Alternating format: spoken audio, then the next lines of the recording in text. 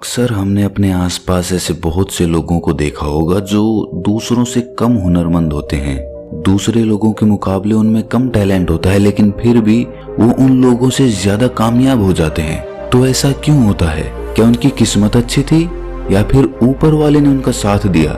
इस चीज के पीछे क्या कारण हो सकता है, जरा सोचिए। इसके पीछे सबसे मुख्य कारण आलस्य होता है। जी हाँ, कामयाब होने के लिए सिर्फ हुनर नहीं चाहिए, उस काम को करने के लिए जोश और हिम्मत चाहिए। अगर आप में जोश और हिम्मत की जगह पर आलस्य है तो आप में कितना भी हुनर हो, वो हुनर किसी काम का नहीं रह जाता। जैसे दीमक एक पेड़ को अंदर से खोखला कर देती है। बाहर से तो पेड़ वैसे का वैसा दिखता है, लेकिन अंदर से वो पेड़ खोखला हो चुका होता है। उसी तरह आलस्य आदमी को अंदर से खोखला बना देता है। उसका जोश, उसकी स्फूर्ति अंदर से मर चुकी होती है। चाहे बाहर से वो आदमी स्वस्थ नजर आए, लेकिन अंदर से आलस्य ने उस दीमक की तरह उस आदमी के शरीर को अंदर से खोखला कर दिया होता है। आज की जो कहानी मैं आपको सुनाने वाला हूँ, उसमें आपको आलस्य के कुछ मुख्य कारण पता चलेंगे और साथ ही आपको आलस्य को हटाने के लिए कुछ यौगिक उपाय बताए जाएंगे। इससे पहले कि आप इस कहानी में खो जाएं, इस चैनल को सब्सक्राइब जरूर कर लें।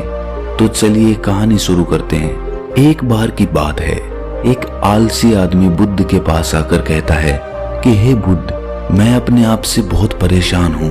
मैं बहुत ही आलसी आदमी हूँ, इसीलिए सब लोग मुझे ताने देते रहते हैं। क्या आपके पास कोई ऐसा मार्ग है जिससे मेरा आलस्य दूर हो सके? ये सुनकर बुद्ध ने कहा कि तुम्हें कैसे पता कि तुम आलसी आदमी हो? इस बात का उत्तर देते हुए वो आदमी बोला कि हे बुद्ध, सब लोग मुझसे कहते रहते हैं कि तू बहुत आलसी आदमी है, तुझसे कोई काम ठीक से नहीं होता, तू हर काम को टालता रहता है और भी ना जाने क्या क्या बातें कहते रहते हैं। यहाँ तक कि मेरे परिवार के लोग भी मुझे आलसी आदमी कहकर पुकारते हैं। ये सुनकर बुद्ध उस आदमी से पूछते हैं कि तुम्हारे पास आलसी होने का कोई प्रमाण है? क्या तुम ये सिद्ध कर सकते हो कि तुम एक आलसी आदमी हो? ये सुनकर वो आदमी कहता है कि हे बुद्ध, मैं कभी भी सुबह जल्दी नहीं उठ पाता और हर काम को टालता रहता हूँ। मुझे लगता है कि आलसी होने के लिए ये प्रमाण काफी होगा। इस आदमी की बातें सुनकर बुद्ध कहते हैं कि आलस्य को समझने के लिए हमें ये जानना होगा कि आलस्य क्या है और वो किसी आदमी के शरीर में कैसे जन्म लेता है। अगर कोई आदमी किसी काम में पूरा मन नहीं लगा पा रहा, उसमें उस काम के प्रति जोश नहीं है, उत्साह नहीं है, तो उसका कारण आलस्य होता है। आलस्य जोश और उत्साह का विपरीत होता है। इसे समझने के लिए हमें ये जानना अति आवश्यक है कि आलस्य आदमी के शरीर में दो स्तर पर जन्म लेता है, शारीरिक स्तर और मानसिक स्तर। ये कहते हुए बुद्ध ने उसे समझाना शुरू किया कि सबसे पहले शारीरिक स्तर पे आलस्य को समझते हैं। इसके बाद बुद्ध ने अपने धम्म के भिक्षुओं की तरफ इशारा करते हुए कहा कि तुम जरा गौर से इन भिक्षुओं का चलना, उठना, बैठना और लेटना देखो। इन भिक्षुओं के चलने में एक तालमेल होता है, एक लय होती है, एक आनंद होता है। और जब ये बैठने की मुद्रा में होते हैं तो इनकी रीढ़ की हड्डी सीधी होती है और गर्दन थोड़ी सी उठी हुई होती है। और वहीं पर जब ये लेटते हैं तो इनका पूरा शरीर एकदम शांत और स्थिर होता है। और वहीं जब एक आलसी आदमी चलता है तो वो एकदम झुका हुआ, थका थका और बिना आनंद के चल रहा होता है। याद रखो, 70% आलस्य हमारे उठने, बैठने, चलने और लेटने से तय होता है। अगर हम अपनी इन अवस्थाओं को समझ लेते हैं और होशपूर्वक चलने, उठने और बैठने का अभ्यास करते हैं, प्रयत्न करते हैं, तो हमारा 70% आलस्य दूर हो जाता है। शारीरिक स्तर पर आलस्य का दूसरा मुख्य कारण होता है सही नींद ना लेना। अक्सर हमें पता ही नहीं होता कि हमें कितनी देर सोना है। याद रखो, एक मानव शरीर को सीमित समय की नींद लेनी चाहिए। अगर वो सीमित समय से ज्यादा नींद लेता है तो भी वो आलस्य का शिकार होगा, और अगर वो सीमित समय से कम नींद लेता है तो वो आलस्य का शिकार होता ही है। ये सुनकर वो आदमी बोला कि हे बुद्ध, एक मानव शरीर को कितनी नींद लेनी चाहिए? इसका उत्तर देते हुए बुद्ध ने कहा कि एक मानव शरीर को 6 से 8 घंटे की नींद लेनी चाहिए। अगर आपका शरीर ज्यादा थका हुआ नहीं है तो 6 घंटे की नींद, अगर ज्यादा थका हुआ है तो 8 घंटे की नींद। इसी के साथ ये भी ख्याल में रखना चाहिए कि सोने के लिए रात का समय निर्धारित किया गया है। कुछ लोग दिन में ही सो जाते हैं, जिसकी वजह से धीरे धीरे आलस्य उनके अंगों में समाने लगता है। शारीरिक स्तर पे आलस्य का तीसरा मुख्य कारण है सुबह जल्दी ना उठ पाना। पूरी प्रकृति, यहाँ तक कि पेड़ पौधे और पक्षी भी सुबह सूर्य उदय होने से पहले जाग जाते हैं। ये हम पक्षियों को देखकर भी समझ सकते हैं कि प्रकृति ने मनुष्य के जागने का कौन सा समय निर्धारित कर रखा है। अगर हम सुबह जल्दी उठते हैं, सूर्य उदय होने से पहले उठते हैं, तो हमारे शरीर में एक स्फूर्ति होगी, एक ताजगी होगी और हम हर काम में अपना मन लगा पाएंगे। ये सुनकर वो आलसी आदमी बोला कि हे बुद्ध, लेकिन मेरा काम ऐसा है जो मैं रात में कर पाता हूँ। इसी वजह से मैं रात में सही समय पर नहीं सो पाता और सुबह जल्दी नहीं उठ पाता।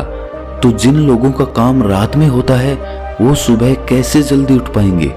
ये सुनकर बुद्ध कुछ सोच विचार करते हैं और उसके बाद कहना शुरू करते हैं कि जिन लोगों का काम रात में होता है उन्हें अपना काम पूरा मन लगाकर करना चाहिए, और यदि ऐसे लोग रात में काम करके दिन में भी सोते हैं और सीमित समय की नींद लेते हैं तो वे भी आलस्य से बच सकते हैं। लेकिन रात में जितनी गहरी नींद आती है उतनी गहरी नींद दिन में नहीं आ पाती, क्योंकि दिन में शोर शराबा ज्यादा होता है जिससे आदमी गहरी निद्रा में नहीं जा पाता।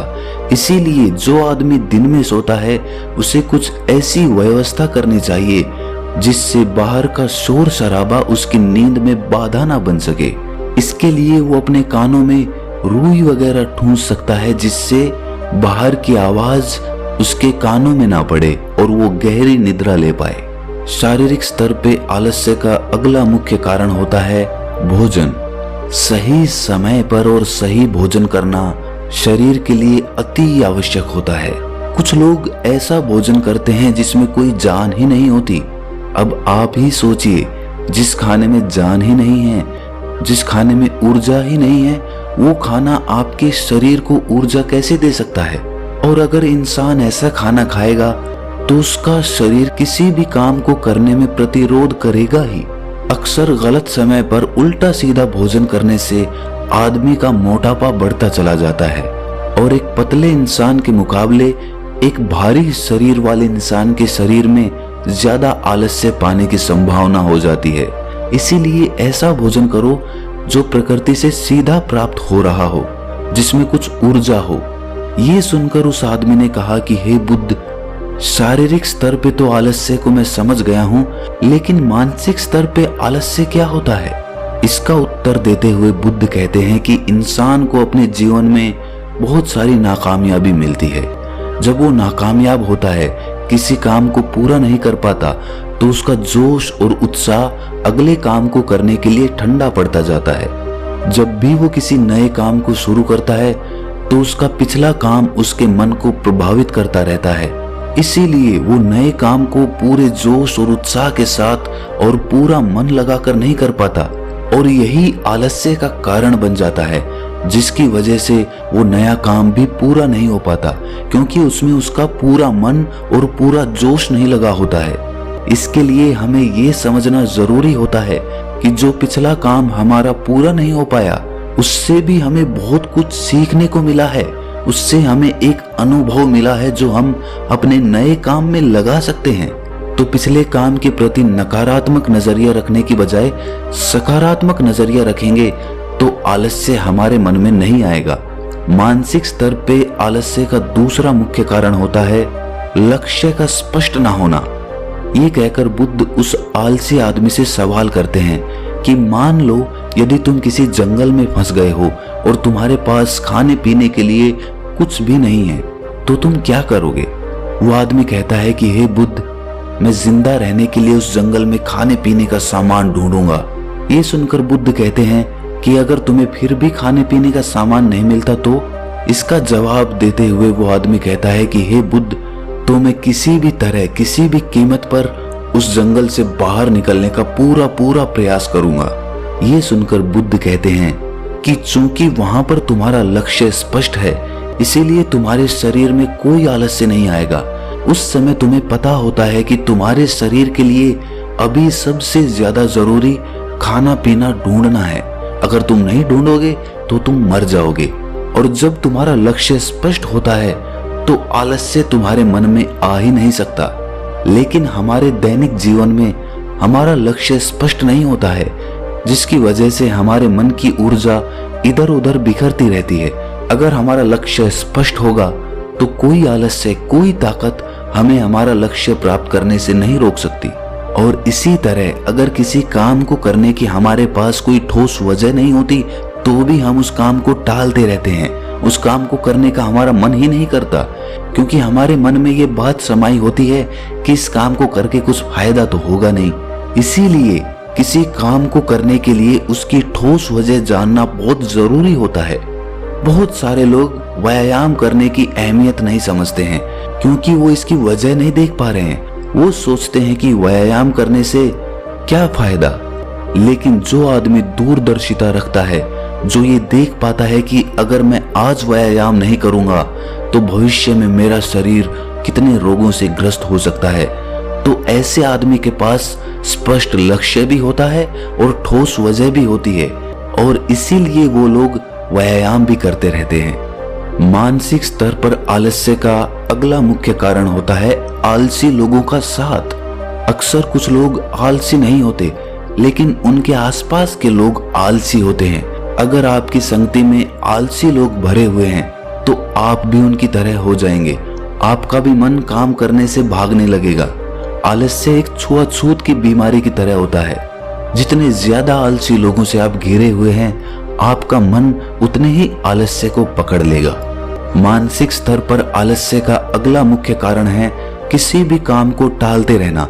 कुछ लोगों की आदत होती है काम को टालते रहना। आज का काम कल पर, कल का काम परसों पर। हमें ये महसूस भी नहीं होता कि धीरे धीरे यही हमारी आदत बन जाती है, और ये काम को टालने की आदत धीरे धीरे आपको आलसी बना देती है। इसीलिए किसी भी काम को कल पर मत टालो। और सबसे आखिर में बुद्ध ने कहा कि किसी भी काम को करने के लिए आपके पास उम्मीद होनी चाहिए, उत्साह और जोश होना चाहिए। हर काम को नया काम समझ के करना चाहिए। इसके बाद बुद्ध ने उस आलसी आदमी से कहा कि याद रखना, अगर तुम्हारे पास कोई स्पष्ट लक्ष्य है और उसे करने के लिए तुम्हारे पास कोई ठोस वजह भी है, तो दुनिया की कोई ताकत तुम्हें वो काम करने से नहीं रोक सकती। दोस्तों, जीवन में अगर कुछ हासिल करना है तो हमारे पास सिर्फ आज का ही समय है। ये मत सोचो कि कल आएगा। ये मानकर चलो कि हमें जीने के लिए सिर्फ ये 24 घंटे मिले हैं। इन 24 घंटों में मरने से पहले मैं क्या कर सकता हूँ, ये समझ लीजिए कि एक एक सेकंड मिलकर एक मिनट बनता है, और एक एक मिनट मिलकर एक घंटा बनता है, और घंटे दर घंटे एक पूरा दिन बनता है। तो हमारे लिए सबसे ज्यादा जरूरी वो सेकंड है जिनसे पूरा दिन बना हुआ है। इसीलिए अपनी किसी भी सेकंड को बर्बाद मत करो, क्योंकि एक बार जो घड़ी बीत गई वो वापस लौट कर कभी नहीं आती। तो दोस्तों, कैसी लगी आपको ये कहानी कमेंट सेक्शन में जरूर बताना, और अच्छी लगी तो इस चैनल को सब्सक्राइब जरूर कर लेना। तो मिलते हैं अगली कहानी में, तब तक के लिए अपना ख्याल रखें।